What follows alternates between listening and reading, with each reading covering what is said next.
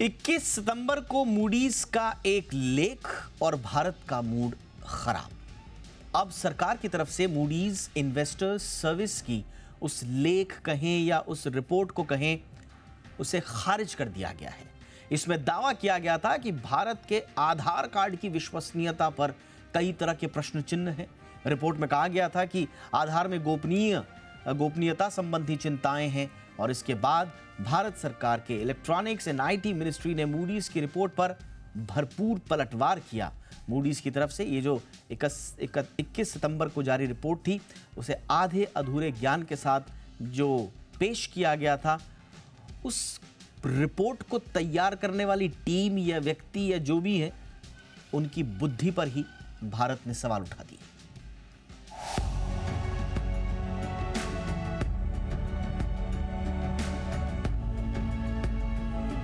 जिस आधार की तारीफ पूरी दुनिया कर रही हो, जिस आधार ने भारत में डिजिटल ट्रांसफॉर्मेशन से फाइनेंशियल इंक्लूजन की आधारशिला रखी हो, उस आधार पर सवाल उठाकर मूडीज ने देश का मूड खराब कर दिया। मूडीज की तरफ से 21 सितंबर को जारी एक रिपोर्ट में आधार की विश्वसनीयता पर संदेह जाहिर किया गया।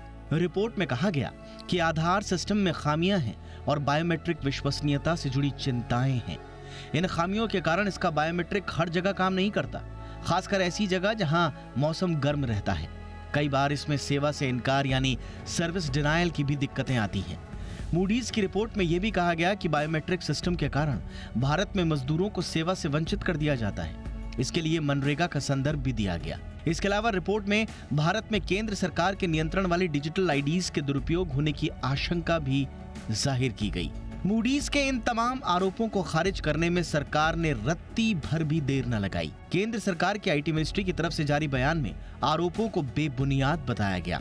सरकार ने दो टूक कहा कि आधार को लेकर जो रिपोर्ट पेश की गई है, उसमें बिना किसी सबूत के आधार पर दावे किए गए हैं। रिपोर्ट में किसी तरह के डेटा या रिसर्च का कोई हवाला नहीं दिया गया है। तथ्यों का पता लगाने का प्रयास भी नहीं किया गया। यहाँ तक कि आधार की संख्या की जानकारी भी गलत दी गई है। मूडीज की रिपोर्ट में अब तक जारी आधार की संख्या 1.2 बिलियन बताई गई, जो गलत है। सरकार ने कहा कि रिपोर्ट लिखने वाले को यह भी नहीं पता कि मनरेगा में श्रमिकों की मजदूरी का पैसा सीधा उनके अकाउंट में आता है। यानी मूडीज की रिपोर्ट में डेटा और रिसर्च के बिना रेफरेंस के ही आधार की विश्वसनीयता पर सवाल उठा दिए गए। सरकार की तरफ से इसीलिए कहा गया कि आज तक आधार डेटाबेस में किसी तरह की खामी नहीं पाई गई है। सरकार ने कहा कि पिछले एक दशक में 1 अरब से ज्यादा भारतीयों ने प्रमाणिकता के लिए 100 अरब से ज्यादा मामलों में आधार कार्ड का इस्तेमाल किया है। यानी लोग आधार पर पूरा भरोसा करते हैं और इसीलिए ये भारत ही नहीं, पूरी दुनिया की सबसे मजबूत और विश्वसनीय डिजिटल आईडी है। ब्यूरो रिपोर्ट, जी मीडिया। और चर्चा के लिए इस वक्त मेरे साथ खास मेहमान जुड़ चुके हैं। हमारे साथ हैं अमित दुबे, जाने माने टेक्नोलॉजी एक्सपर्ट हैं। अमित जी, बहुत बहुत स्वागत है। देखिए, ऐसा नहीं है कि मूडीज ने ये सवाल उठाए हों। सीएजी ने भी 2022 में कुछ खामियों की ओर इशारा किया था। डेटा मैचिंग इशू था, ऑथेंटिकेशन एरर्स थे, कुछ आर्काइव जो डिफिशिएंसीज हैं उनकी तरफ उन्होंने इशारा किया था। लेकिन ये ज्यादा सीएजी ने जो खामियां उजागर की थी, ये एक अच्छे पर्सपेक्टिव में, सकारात्मक अंदाज में थी कि आप इनको दुरुस्त कीजिए। अब इस तरह से एक अंतर्राष्ट्रीय रेटिंग एजेंसी इस तरह से विश्वसनीयता पर अगर प्रश्न उठाती है, तो आपको जो सरकार की तरफ से जवाब दिया गया है, अमित जी, क्या वो पर्याप्त लगता है? बिल्कुल दीपक जी, पहले तो आई वाज शॉक। मुझे बड़ा धक्का लगा कि मूडीज जैसी क्रेडिबल एजेंसी इस तरह के एलिगेशन लगा रही है, वो भी बिना किसी एविडेंस के। यदि आप उनकी रिपोर्ट देखें तो जैसा कि सरकार ने कहा है, कई सारे तथ्य उनके गलत हैं और उनकी खुद की इन्वेस्टिगेशन प्रॉपर नहीं है। सिक्योरिटी को लेकर आधार पर हमेशा से सवाल उठते रहे हैं। मैं उसको कई बार काउंटर भी किया। इवॉल्व भी हुआ सिस्टम। मैं नहीं कहता कि आधार डे 1 से सिक्योर था, कई सारे उसमें खामियां थी। हमने कितनी बार शोज किए हैं आपस में और उनको बेहतर करने की दिशा में लगातार चर्चाएं होती रही हैं देश में। बिल्कुल प्रयास होते रहे, तो उसको लेकर मैं हमेशा से थोड़ा सा मुखर रहा हूँ। लेकिन उसका जो इम्पैक्ट है या जो उसकी एफिशिएंसी है, उसको लेकर मैंने कभी कोई उस पर डाउट नहीं किया, क्योंकि जो डेटा कह रहा है, आपको भी पता है कि अभी G20 समिट में जो वर्ल्ड बैंक की रिपोर्ट आई, उसमें आधार की इतनी तारीफ की कि because of Aadhaar and digital initiatives of government, Bharat कहीं आगे निकल गया है, दुनिया से बहुत आगे है। सबसे ज्यादा डिजिटल ट्रांजेक्शन हो रहे हैं, फाइनेंशियल इंक्लूजन बहुत ज्यादा हो गया है, जिन लोगों के खातों में डायरेक्ट पैसे जा रहे हैं, जो राशन कार्ड है हमारे करीब सब 75 करोड़ लोगों के राशन कार्ड लिंक है आधार से, तो उनको सीधे सीधे सब्सिडीज जाती है। तो ये सारा डेटा अपने आप में बहुत कुछ कहता है, और ये यदि उस स्केल पे हम कर पा रहे हैं, दुनिया में इतना बड़ा कोई दूसरा डेटाबेस नहीं। और यदि वो हम कर पा रहे हैं, चाहे फिर वो हमने वैक्सीनेशन प्रोग्राम अपना सक्सेसफुली रन किया हो, या जो उससे पहले जो हेल्थ केयर दूसरी सर्विसेज हम इंटीग्रेट किए, जैसे जो वो आरोग्य जो उनका इंश्योरेंस प्रीमियम वगैरह मिलता है, ये सारी चीजें इसीलिए हो पाई क्योंकि हमारे पास एक स्टेबल आधार सिस्टम है जिसको कि लेकर ऑथेंटिकेशन किया जा सकता है। हर साल 1375 करोड़ से ज्यादा के करीब ऑथेंटिकेशन हो ही रहे हैं उसमें लगातार। तो ये जो डेटा है वो अपने आप में क्रेडिबिलिटी क्रिएट करता है, और कई सारे देश हैं जो हमसे इस तरह की सर्विसेज लेना चाहते हैं, वो इस डुप्लीकेट करना चाहते हैं। उनको भरोसा है कि यदि भारत कर सकता है और इस स्केल पे कर सकता है तो कोई भी कर सकता है। अब पूरी दुनिया में इस बात का मंथन चल रहा है। बिल्कुल अमित जी, आप बने रहिए। अच्छा हुआ आपने इस बात का जिक्र कर दिया। अब हम आपको, अपने दर्शकों को एक वो रिपोर्ट दिखाते हैं कि दुनिया किस तरह से आधार को हाथों हाथ ले रही है, आधार की तारीफ कर रही है, आधार पर जो भारत ने अचीवमेंट्स किए हैं उनकी भूरी भूरी प्रशंसा कर रही है। जरा ये दिखाते हैं पूरी दुनिया का भारतीय आधार पर भरोसा और विश्वसनीयता किस कदर बढ़ी है।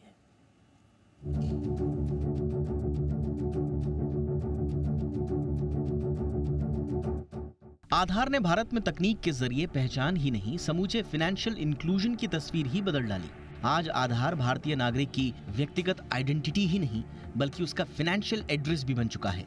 देश ने वो दौर भी देखा था जब बैंक में खाता खुलाने के लिए भी गारंटी देनी पड़ती थी। सीधे खाते में पैसे तो दूर की कौड़ी थे, लेकिन आधार ने बिना बैंक अकाउंट, IFSC कोड और बैंक ब्रांच की जानकारी के खाते में पैसे जमा होने की सहूलियत दी है। इकोनॉमिक सर्वे 2023 के मुताबिक आधार सरकार की ओर से सोशल डिलीवरी का सबसे बड़ा जरिया बना हुआ है। इस वक्त 318 केंद्रीय योजनाएं, DBT से जुड़ी 720 राज्य स्तर की योजनाएं आधार अधिनियम 2016 के तहत नोटिफाइड हैं। इन तमाम योजनाओं के तहत आधार वित्तीय सेवाओं, सब्सिडीज और दूसरे बेनिफिट्स को सही लोगों तक पहुंचाने का एक मजबूत पुल बना हुआ है। और अपनी इन्हीं खूबियों के कारण आधार पूरे देश में ही नहीं, पूरी दुनिया के अर्थशास्त्रियों और वित्तीय जानकारों का फेवरेट बना हुआ है। अर्थशास्त्र के नोबेल पुरस्कार विजेता पॉल माइकल रोमर भारत के आधार योजना के फैन हैं। उन्होंने इसे दुनिया भर में लागू करने की वकालत भी की है। उनके अलावा माइक्रोसॉफ्ट के संस्थापक बिल गेट्स ने आधार की कई मंचों पर खुलकर तारीफ की है। गेट्स ने कोविड के दौरान और उसके अलावा भी वित्तीय समावेशन के लिए आधार को सबसे शानदार निवेश बताया था। हाल ही में हुए G20 से पहले वर्ल्ड बैंक ने भी भारत की जमकर तारीफ की। वर्ल्ड बैंक ने कहा कि आधार समेत भारत के डिजिटल पब्लिक इंफ्रास्ट्रक्चर ने सिर्फ 6 सालों में ही वो उपलब्धि हासिल कर ली जिसे पूरा करने में लगभग 50 साल लग जाते। इससे पहले अंतर्राष्ट्रीय मुद्रा कोष ने भी भारत के डिजिटलीकरण और आधार की तारीफ करते हुए कहा था कि भारत के डिजिटलीकरण ने विकसित देशों को भी पीछे छोड़ दिया है। और यही नहीं, JP मॉर्गन के CEO जेमी डिमॉन ने आधार को आम आदमी की पहचान तो कहा ही, साथ ही इसे भारत की ग्रोथ बढ़ाने वाले अहम कारकों में से एक बताया। यानी कुल मिलाकर पूरी दुनिया आधार को भारत में डिजिटल क्रांति का बड़ा स्तंभ मानती है। और यही वजह है कि कई देश अपने यहाँ भी आधार जैसी तकनीक लागू करने की संभावनाएं तलाश रहे हैं। ब्यूरो रिपोर्ट, जी मीडिया। अमित जी, ये रिपोर्ट हमने जो तैयार किया, मेरे को इसको दोबारा सुनने के बाद ऐसा लग रहा है कहीं हमने ही तो बहुत ज़्यादा सीरियसली ले लिया, हमको इसको नज़रअंदाज कर देना चाहिए था। वैसे भी वो एक रिपोर्ट सी थी, कुछ ज़्यादा इसको वेटेज दे दिया शायद हमने। मूडी एक क्रेडिबल संस्था है, और जब भी इस तरह की कोई रिपोर्ट आती है, और भी कई सारी जो एजेंसीज हैं ऐसी जो इस तरह की रिपोर्ट देते हैं, तो लोग उसको सीरियसली लेते हैं। तो एक ग्लोबल परसेप्शन जरूर बनता है। यदि हम काउंटर नहीं करेंगे तो लोगों को लगेगा कि कुछ उसमें सच्चाई है। मेरे ख्याल से ये जो आप अब रिपोर्ट दिखा रहे हैं, उससे उनका जो परसेप्शन बनाने का प्रयास था वो फेल हो जाएगा।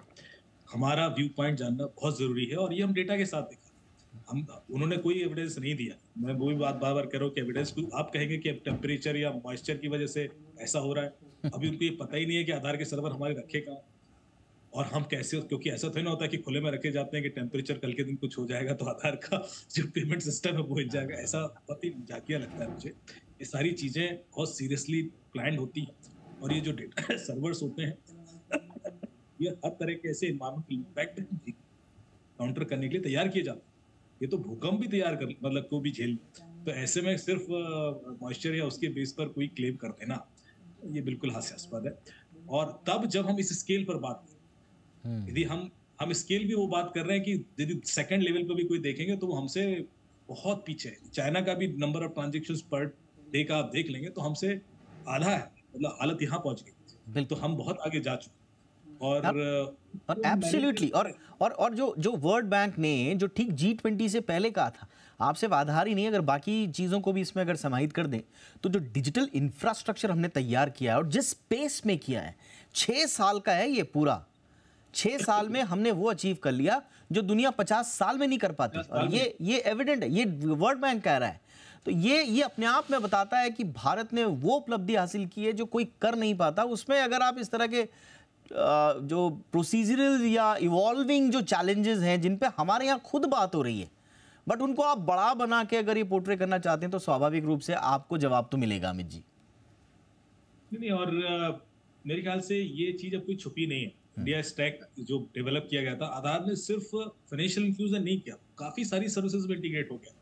आज की डेट में आप देखेंगे तो चाहे वो डिजिटल आपका डिजी लॉकर है या आप एयरपोर्ट पर जाते हैं तो वहां पर भी आधार बेस्ड ऑथेंटिकेशन सिस्टम है, कई जगह स्ट्रीमलाइन हो गया। तो हर चीज के लिए आधार सर्वर पे एक हिट जाता है।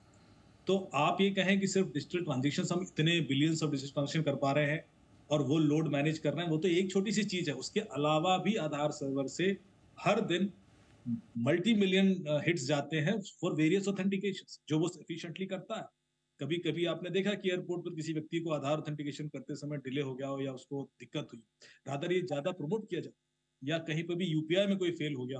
तो मेरे ख्याल से ये चीज प्रैक्टिकली लोगों ने एक्सपीरियंस कर ली है कि ये बहुत एफिशिएंट है और उस पर भरोसा करते हैं। बिल्कुल। आजकल मैं आपको विश्वास दिलाऊं कि यूपीआई पे इतना भरोसा है कि कोई भी यदि आप चंदा भी किसी को दे रहा हो तो वो कहता है कि आप यूपीआई कर दीजिए। कैश में अब लोग अवॉइड करते हैं क्योंकि उनको भरोसा है कि ये पैसा अकाउंट में सीधे आ जाएगा और they can manage it easily. ये जो ट्रस्ट भारत सरकार ने बनाया है, ये अपने आप में बहुत बड़ी चीज है। Absolutely, absolutely. बड़े बड़े बैंक उतना ट्रस्ट नहीं बना पाते हैं जो यूपीआई पे आज लोगों को है, जबकि इतनी दिक्कतें आई, फ्रॉड भी हुए, लोग साइबर क्राइम भी होना शुरू हो गया, उसके बावजूद लोगों का भरोसा इंटैक्ट कि नहीं यूपीआई ठीक है और वो यूपीआई यूज हो रहा है और उसका लगातार बढ़ रहा है। नंबर ऑफ ट्रांजेक्शन हर महीने 10-15% ऊपर चला जाता है। तो ये मेरे ख्याल से अपने आप में बहुत कहता है, बहुत कुछ कहता है। स्वाभाविक है। और देखिए, चाहे यूपीआई रहा हो, चाहे वो आधार रहा हो, चाहे उसमें डेटा से संबंधित दिक्कतें रही हो, जैसा हम बार बार कह रहे हैं कि ऐसा नहीं है कि बिल्कुल खामी रहित ये पूरा का पूरा सिस्टम है, लेकिन जो इसमें प्रॉब्लम्स हैं,